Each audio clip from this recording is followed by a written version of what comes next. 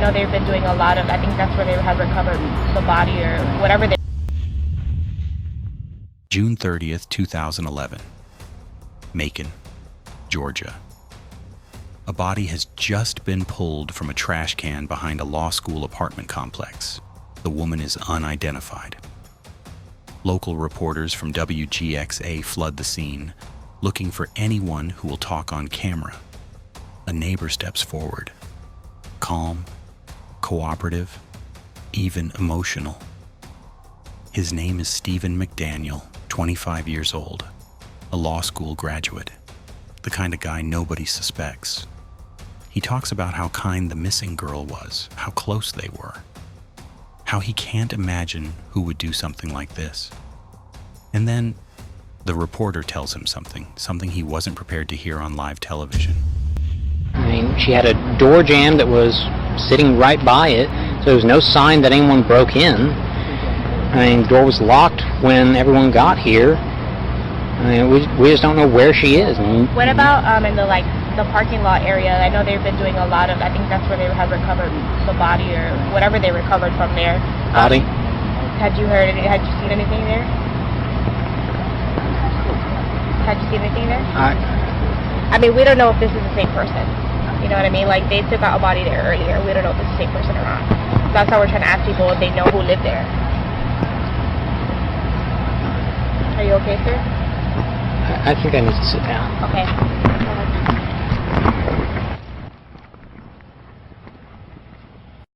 What you just witnessed is one of the most disturbing moments ever captured on live news.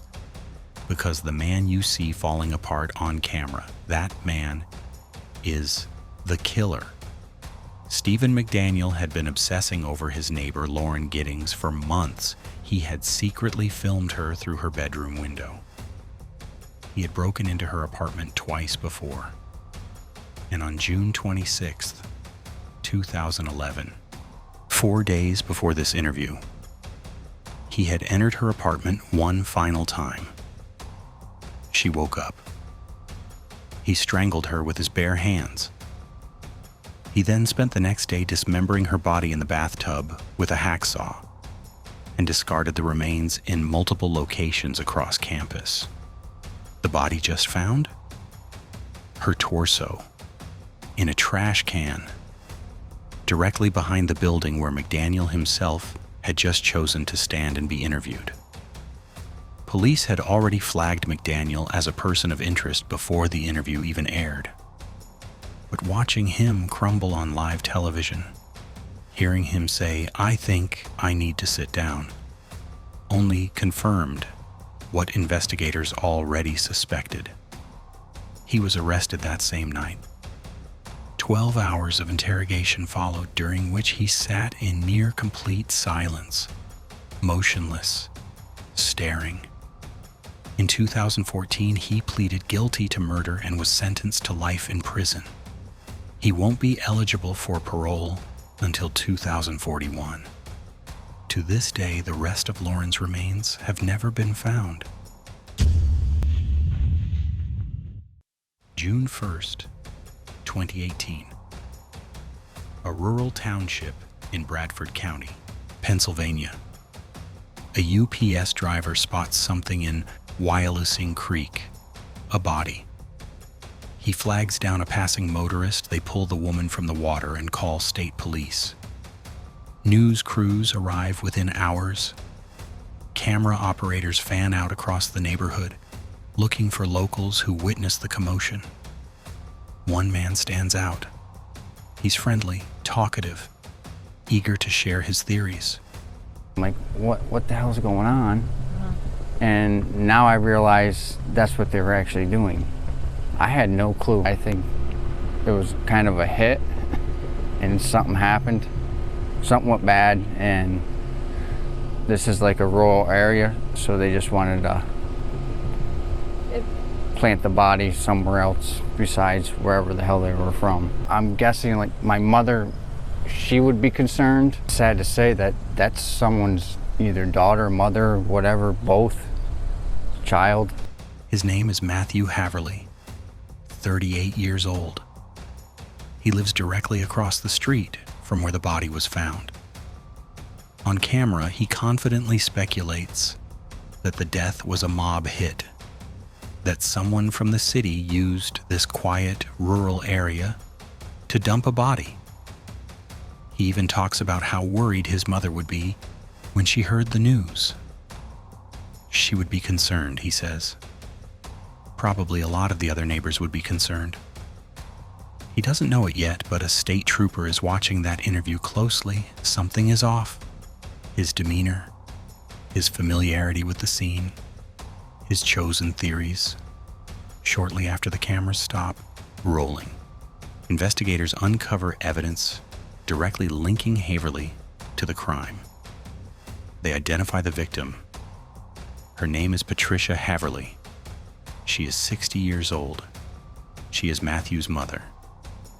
He had killed her the night before, blunt force trauma to the head, then dragged her body to the creek and dumped it. The same creek he'd just given an interview about on camera, while she lay in the water 50 feet away. He was arrested that same day, charged with criminal homicide and abuse of a corpse. He would later plead no contest to involuntary manslaughter, claiming he had blacked out during the attack. He was sentenced to 3.5 to 14 years in prison. Some footage doesn't come with an explanation. No press conference, no news ticker, no anchor to tell you what you're looking at. What you're about to see is exactly that kind of footage. Raw, uncommented, and deeply unsettling. Viewers who have seen it describe an immediate physical sense of unease. Watch and decide for yourself. Take two. Take two and 2, 1. This is as close as we can get to the base of the World Trade Center. You can see the firemen assembled here, the police officers, FBI agents, and you can see the 2 towers. A huge explosion now raining debris on all of us. We better get out of the way!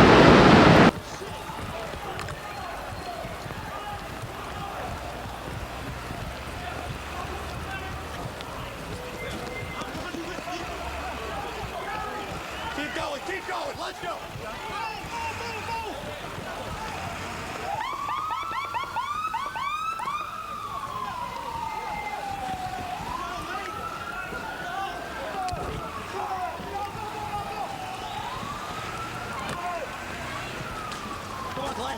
Come on, Glenn, you can do it, Glenn!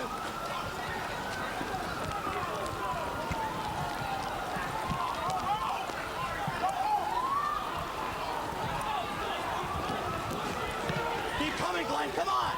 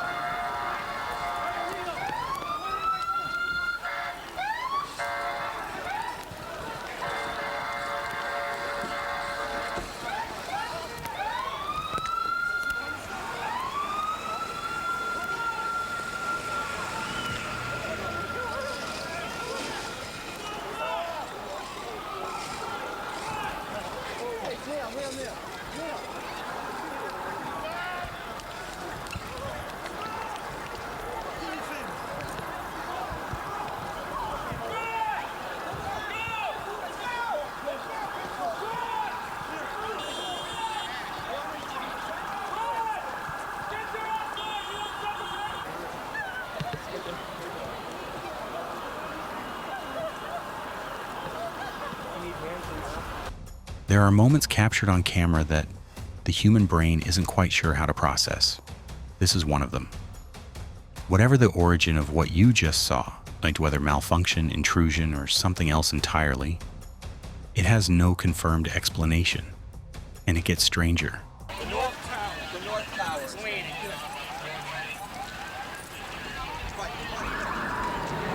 Oh my God, there it goes!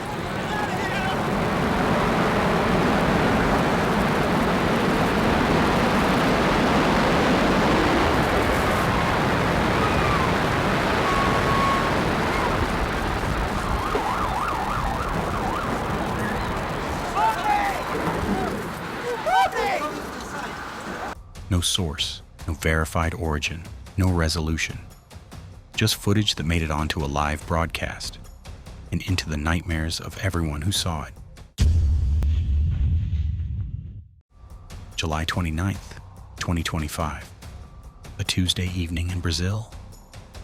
Record News, one of the country's most watched 24-hour news channels, is live on YouTube, covering breaking news about a series of earthquakes off the Russian coast. Hundreds of thousands of viewers are watching. And then, the feed breaks.